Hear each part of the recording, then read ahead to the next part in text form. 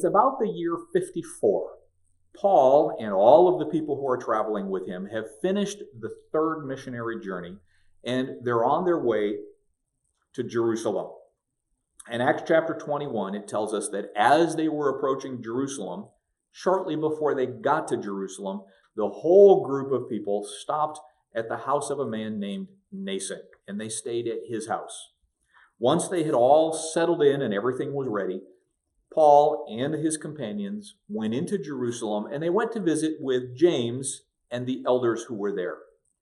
Now, remember, on the third journey, one of the main things Paul wanted to do was to take an offering. As he traveled to all of the Gentile churches that he had visited before, he collected an offering that was to be taken to the Jewish church in Jerusalem, where they were struggling with poverty. So presumably at this point, Paul and his companions take this large offering and they present it to James and to the elders. Interestingly, the Bible says nothing more about it. We have to assume that the offering was given graciously, it was received graciously, and it was used to help the Jews in the area of Jerusalem. But James and the elders at the church there had something else that they were concerned about. In Acts chapter 21, it talks about the fact that they were concerned about some issues of the Jewish law. Apparently, a rumor had started that Paul was teaching Jews not to follow the law.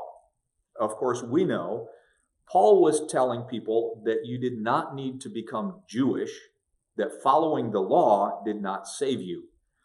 But he was not telling Jews not to follow the law. He was only saying that following the law did not save you. So James and the elders had a suggestion for Paul. Paul, they suggested, could become the sponsor of some Jewish men who were going to take a particular Jewish vow. And this Jewish vow involved some rather expensive sacrifices at the temple. And Paul, they thought, could become the sponsor. He could become the man who went with them to fulfill their vow, to make their sacrifices. He could pay for those sacrifices on their behalf. And in that way, he could help the men with their Jewish vow. He could also show very clearly to everyone who might be watching that he was participating in this Jewish tradition. He was following Jewish law. He was supporting these things. And then he could help people understand that he was not against Jews and he was not teaching against Jewish law. So he did that. And then, as often happened with Paul, more problems followed.